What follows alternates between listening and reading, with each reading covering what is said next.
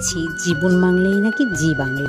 এই যে দুঃখ কষ্ট বেদনা খারাপ ভালো মিলিয়ে সব দুঃখ কষ্ট ব্যস্ততা একটু যদি তুমি মন দিয়ে পুজো করো তাহলে মনটা প্রাণ পায় বা শান্তি পায়।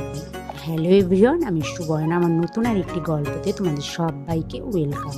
দিনটি ছিল সোমবার, যাবত হয়ে গেছে, ঠিক মতন ভিডিও এডিটিং করে দেওয়া হচ্ছে না।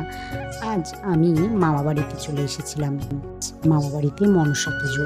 সকালে উঠে আমি রান্না বান্না করে খাওয়া দাওয়া করে নিয়েছি। করেছিলাম আলু পটলের তরকারি আর আলু ভাজা। সব শেষে কাজ বাস মিটে এখন পুজোতে বসে গেছে।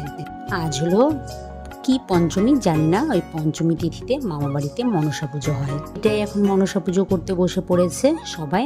আমি উপবাস থাকতে চেয়েছিলাম, তো দিদা বলল তুই বাচ্চা নিয়ে পারবি না, তো তার জন্য আর থাকা হলো না উপাস করে। কি পূজা শেষ হলো, এখন আমরা প্রসাদ খাবো।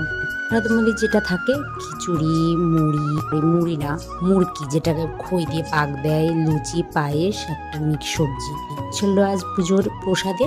গল্পটি আজ পর্যন্ত এই পর্যন্তই। অন্য কোনো গল্প নিয়ে আবার তোমাদের সাথে দেখা হবে। ততক্ষণ তোমরা সুস্থ থেকো, ভালো থেকো, সাবধানে থেকো, আর সবাইকে ভালো রেখো। আর সবাই লাস্ট বলো জয় মা মনসা। সবাইকে ভালো রেখো আর সবার মঙ্গল করো। সবাই যেন সুস্থ স্বাভাবিক ভালো থাকে। বাই সকল।